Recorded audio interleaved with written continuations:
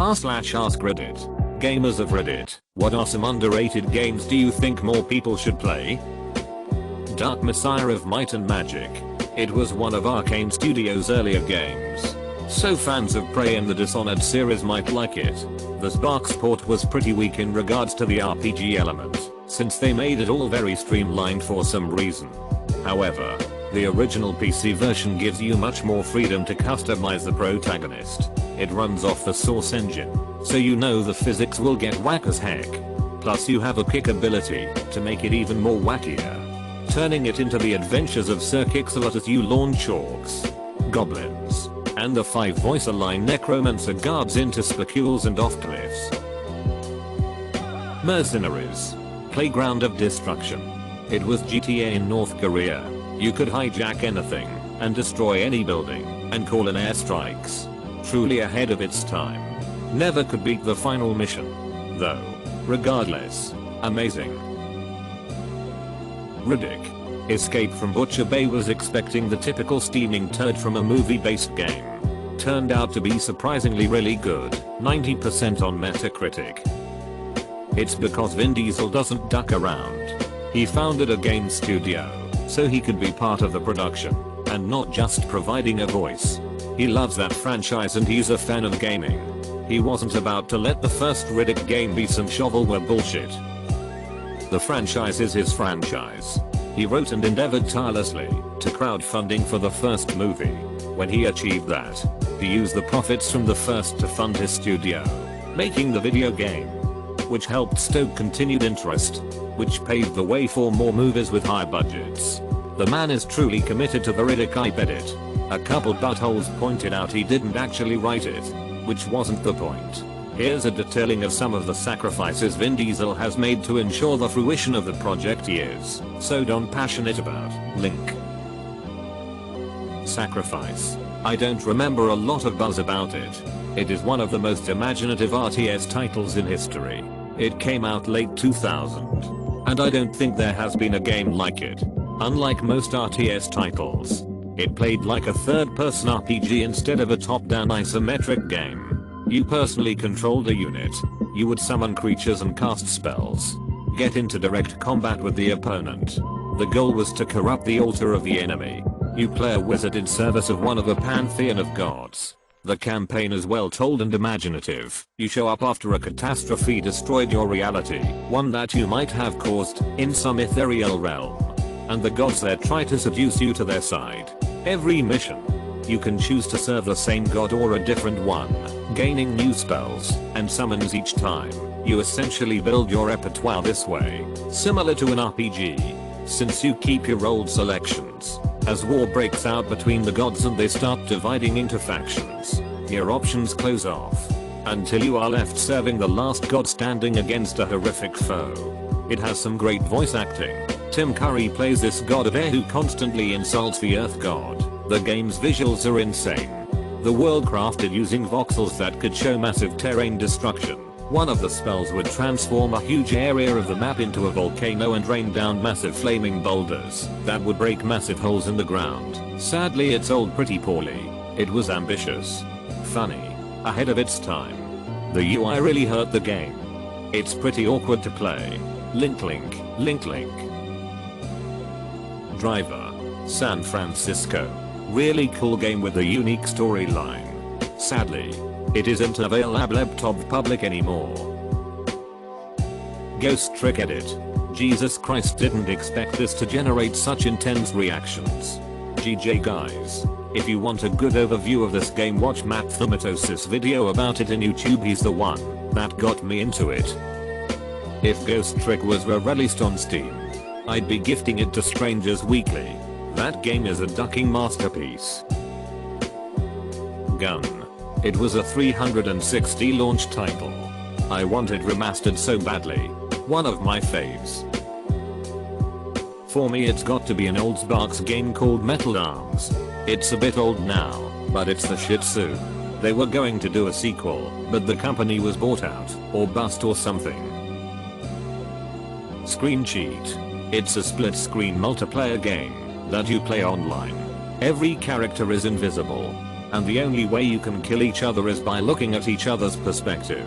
Hence screen cheat. Also some really funny additions into the game. For instance, a mode where every sound is replaced with an Australian going bugger. Cheap and hilarious. Custom Robo on the GammaCube. My summer car. It's like a car driving simulator that takes place in 90s Finland. You build your car.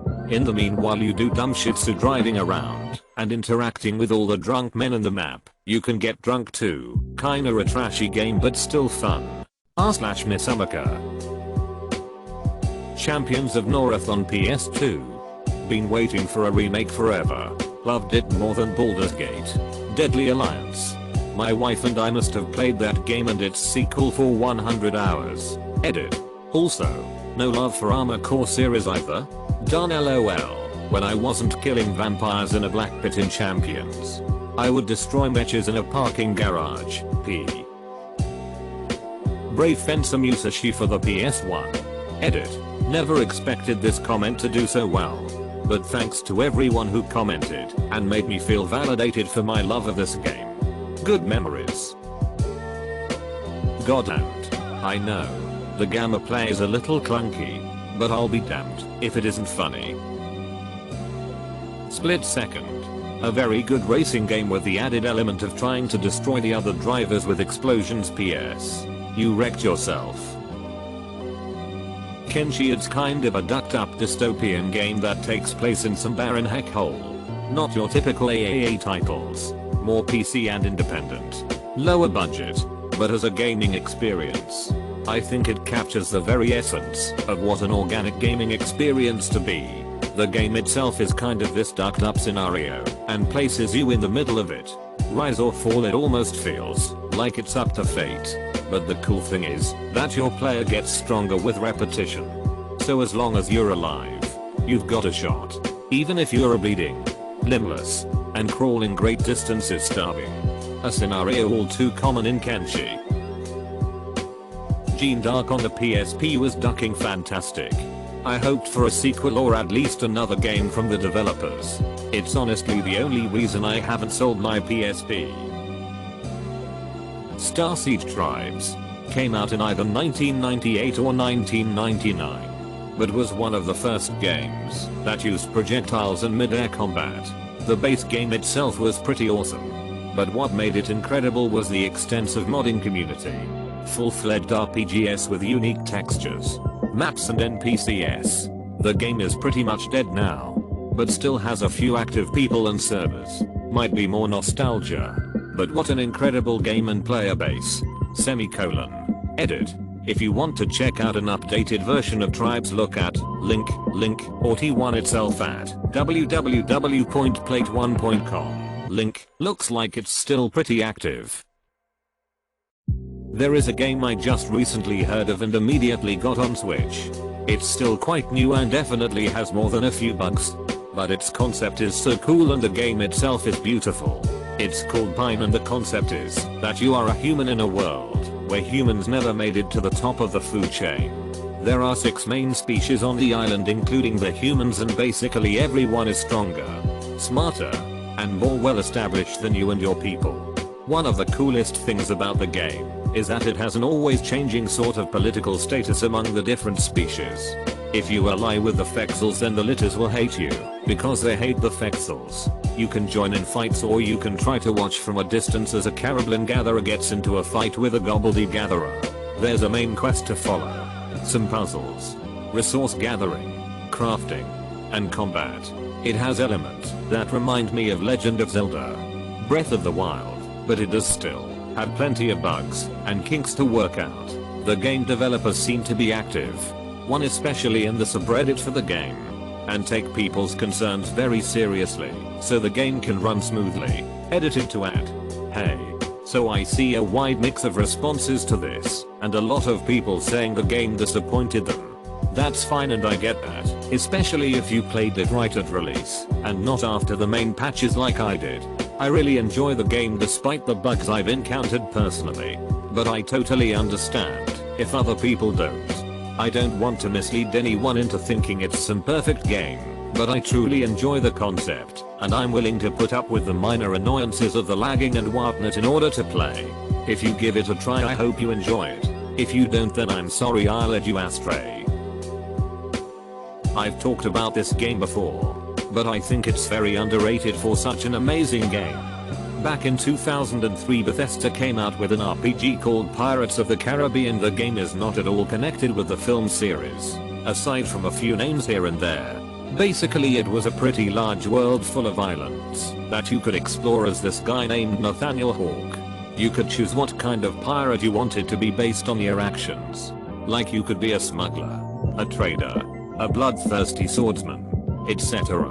They gave you skill points as you leveled up to put into things that would help you become the character you wanted to be. You could hire crews for your ships that would also fight at your side as you explored the islands and at sea. On the islands there were dungeons and caverns to explore where you would fight skeletons and get treasures and really great weapons. The ship battles were fun, but they also gave you the option of avoiding them or doing them in a less involved way if that was not your thing. These battles would either be with other pirates or a country that you were not friendly with at the moment. Because diplomacy also played a major role in your character, there were quite a few ships you could choose from too. And if you were a smuggler or trader, you would rely on these ships to move cargo from one island to the other. There was a main story of sorts, but it was a pretty open world filled with side quests that allowed you to do your own thing. My biggest complaint was that the controls were a bit clunky, but you got used to them. I loved that game very much and revisit it every few years, but not a lot of people I know have ever played it or even heard about it. Here is a trailer of some of the gameplay if you're curious. Link. Sounds a lot like Sid Meier's Pirates. Thank you for watching. Please like the video and consider subscribing for more daily AskReddit content.